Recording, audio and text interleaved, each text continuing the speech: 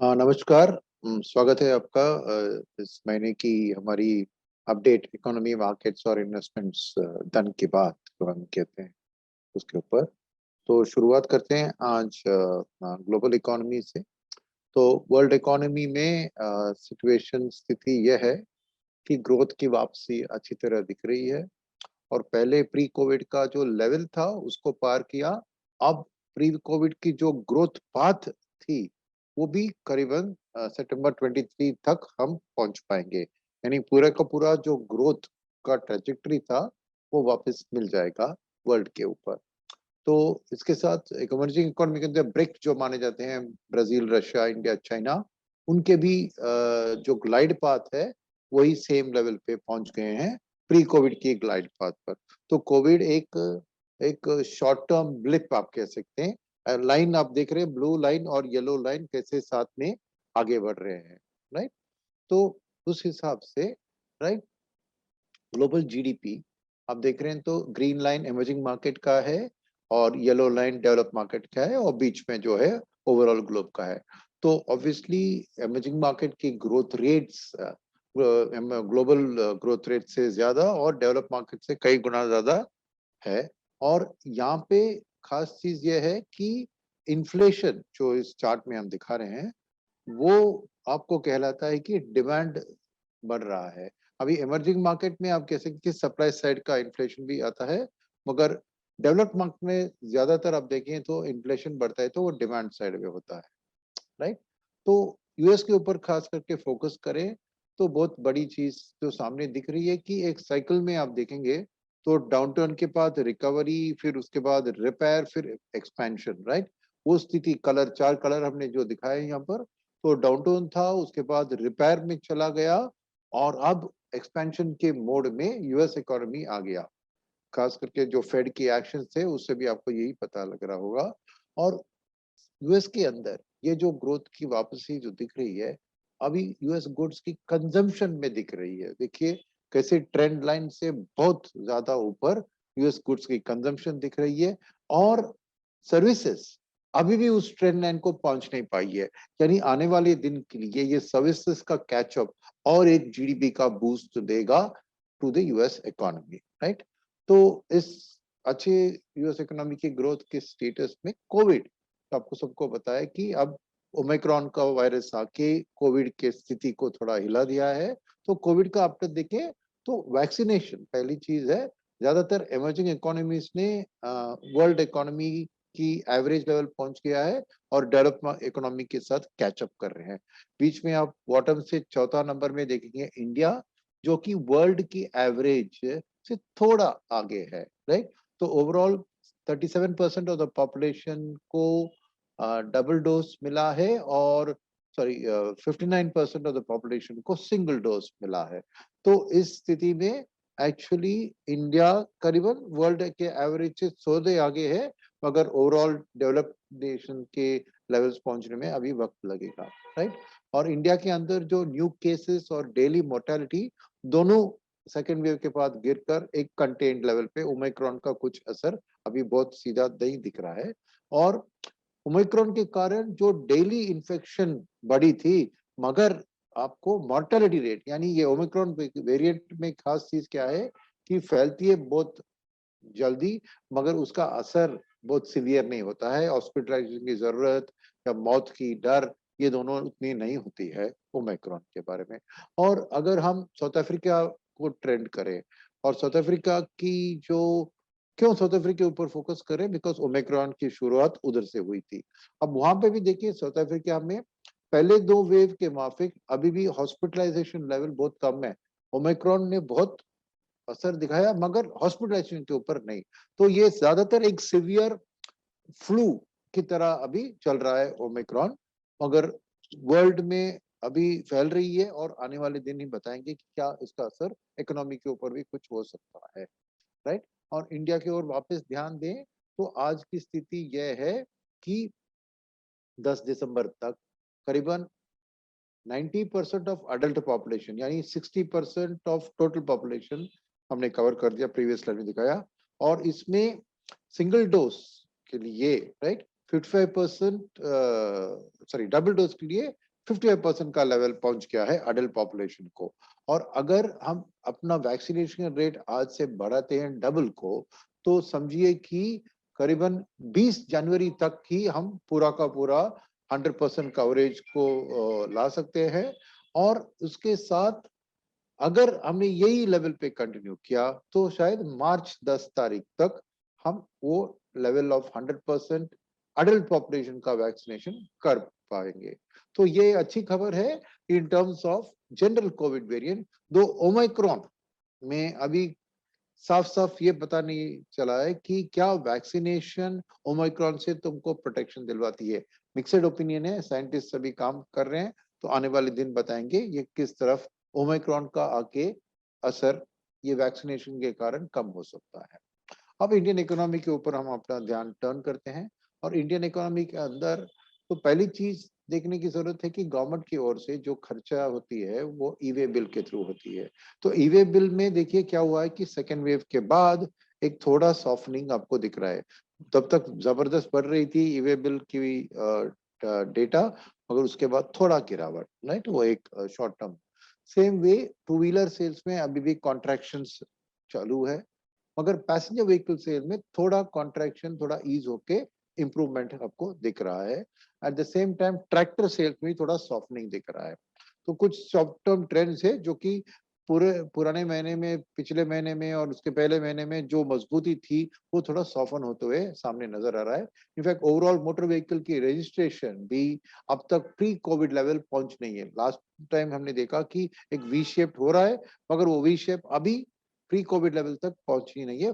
Part of the reason, इसको demand भी कह सकते हैं, part of the reason supply, क्योंकि कार्डिया में जो सेमीकंडक्टर की जरूरत है उसका वर्ल्ड में बहुत शॉर्टेज हो रहा है, राइट।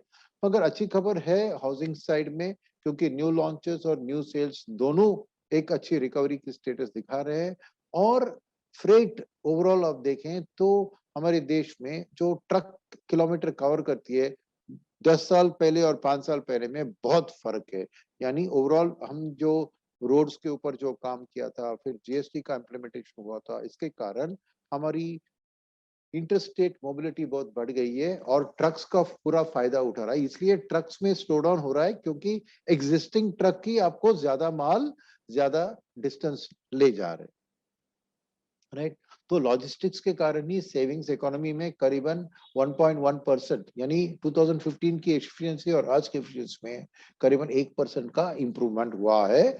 सिमिलरली पोर्ट्स में भी टर्न अराउंड टाइम, ये सब भी कंट्रीब्यूट, तो ईज ऑफ डूइंग बिजनेस के लिए ये अच्छी खबर है, राइट। तो ओवरऑल समराइज करेंगे तो मैन्युफैक्चरिंग पीएमआई और सर्विसेज पीएमआई दोनों अपबीट है, 50 के ऊपर है और राइजिंग ट्रेंड दिखा रहे हैं। तो आने वाले दिन की जीडीपी ग्रोथ के लिए ये एक अच्छी खबर है। और क्रेडिट ग्रोथ भी वापस तुरंत गिरने के बाद, अपने जो कोविड की क्राइसिस के पहले से ही दिसंबर 17 से ही ये क्रेडिट ग्रोथ गिर रही थी, तो अब थोड़ा अब एक यू शेप, वी नहीं मानिए, यू शेप रिकवरी थोड़ा दिख रहा है, क्रेडिट ग्रोथ बढ़ रही है थोड़ी थोड़ी।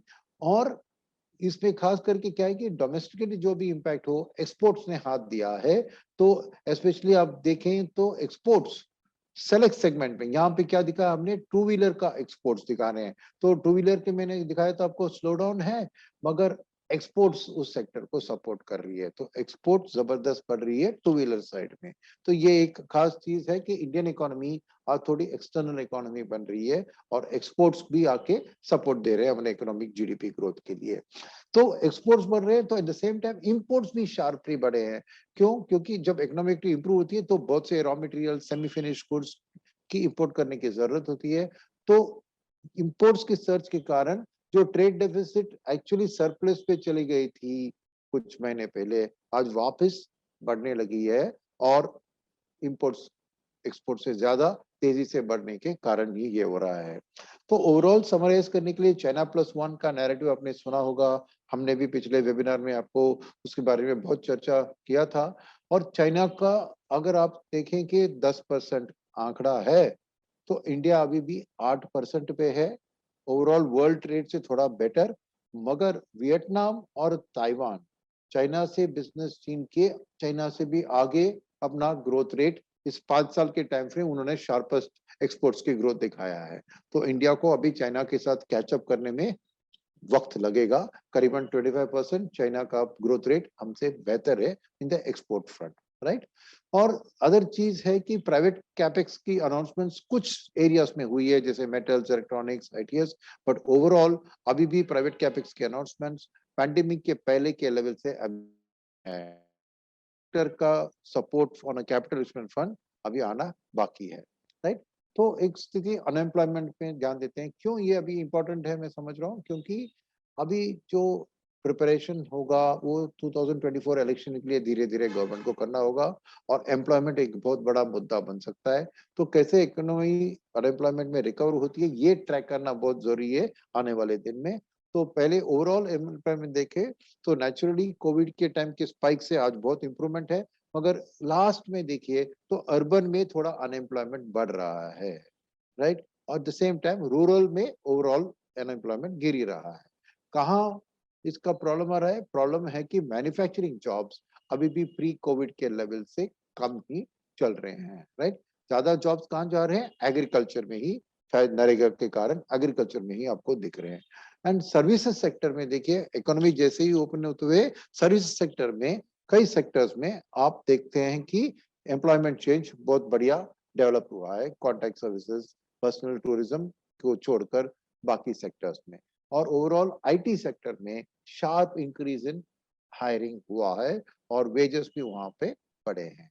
तो एम्प्लॉयमेंट की ये थी समरी। अब फाइनली फिस्कल सिचुएशन पे थोड़ा ध्यान देते हैं गवर्नमेंट की। तो ओवरऑल सिचुएशन क्या है कि फिस्कल में बढ़िया इंप्रूवमेंट है, क्योंकि रेवेन्यू रिसीट्स गवर्नमेंट के बढ़ रहे हैं। तो यहाँ पे ब्लू लाइन है टोटल एक्सपेंडिचर और काला लाइन है फिस्कल डेफिसिट, और एकदम स्लिम काला लाइन है आपकी रिसीट्स। तो देखिए रिसीट्स की शार्प अपटर्न हुआ है, मगर एक्सपेंडिचर इसलिए गवर्नमेंट ने बढ़ाया क्योंकि उनको रिसीट का आउटलुक अच्छा दिख रहा था। सेकेंड चीज है कि जीएसटी कलेक्शंस, रिसीट्स के अंदर जीएसटी कलेक्शंस हर महीने, ईवे बिल आपने देखा थोड़ा ड्रॉप हुआ, मगर जीएसटी का collection month on month improve हो रहा है और रिकॉर्ड है, सेकंड हाईएस्ट जीएसटी कलेक्शन का मंथ पिछले महीना था, राइट। और स्टेट्स भी देखिए उनकी भी रिसीट्स अच्छी है, और स्टेट्स के एक्सपेंडिचर क्योंकि रिसीट्स अच्छे होने के कारण वो भी स्पेंड कर रहे हैं, तो प्री कोविड लेवल को वो उन्होंने क्रॉस कर दिया है। और रेवेन्यू और कैपिटल एक्सपेंडिचर के कंपैरिजन में उन्होंने कैपिटल एक्सपेंडिचर पे ज्यादा ध्यान दिया है। ये अच्छी खबर है, बिकॉज कैपिटल एक्सपेंडिचर का एक मल्टीप्लायर इफेक्ट ऑलवेज होता है इकोनॉमी के अंदर, राइट। और रिसीट्स कहाँ से आ रहे हैं? उनको ज्यादातर रिसीट्स देखेंगे तो सेल्स टैक्स में, एक्साइज ड्यूटी में, और stamps registration of houses and property, वहां से ही उनको स्टेट्स को इनकम आ रही है। तो इन सेक्टर्स में आप देख रहे हैं कि अच्छी बढ़त हुई है, तो स्टेट्स की हेल्थ भी थोड़ी बढ़िया दिख रही है। और कैपेक्स कहाँ पे उन्होंने खर्चा किया है? Transport sector, housing sector, health sector और एजुकेशन सेक्टर मेन ही स्टेट के खर्चा के कारण है, राइट। तो अब आते हैं स्टॉक मार्केट के ऊपर। स्टॉक मार्केट में खास चीज क्या है कि एक तरफ एफआई की इक्विटी फ्लोज, तो पिछले 4-5 महीने से एफआई विड्रॉ कर रहे हैं, फिर भी ईयर टू डेट यानी कैलेंडर ईयर जनवरी से आज तक देखे तो $6.7 बिलियन पॉजिटिव भी है overall equity flows Indian economy में। और डोमेस्टिक फ्लोज भी जो पिछले साल गिर गए थे, इस साल की वापसी दिख रहा है। तो ये दोनों फ्लोज आके मार्केट को सपोर्ट कर रहे हैं। तो ओवरसीज फ्लोज का आउटलुक देखेंगे, यूएस इकोनॉमी की रिकवरी के कारण आपने देखा कि इन्फ्लेशन भी बढ़ रही थी, तो नेचुरली फेड ने अपने लेटेस्ट पॉलिसी में एडवांस करने की डिसीजन ली है in terms of their tapering. तो जून में ही टेपरिंग खत्म हो जाएगा, और उसके बाद मगर यूरोप फरवरी 2023 तक टेपरिंग लिक्विडिटी जारी रखेगा, और बैंक ऑफ जापान नवंबर 23। तो ओवरऑल बहुत डरने की बात नहीं है कि यूएस में टेपरिंग होने के कारण थोड़ा बहुत डेफिनेटली इंपैक्ट होगा, मगर eight the same time Europe और जापान अब की स्थिति में अपना लिक्विडिटी कंटिन्यू रखेंगे अगले साल 1.5 साल तक।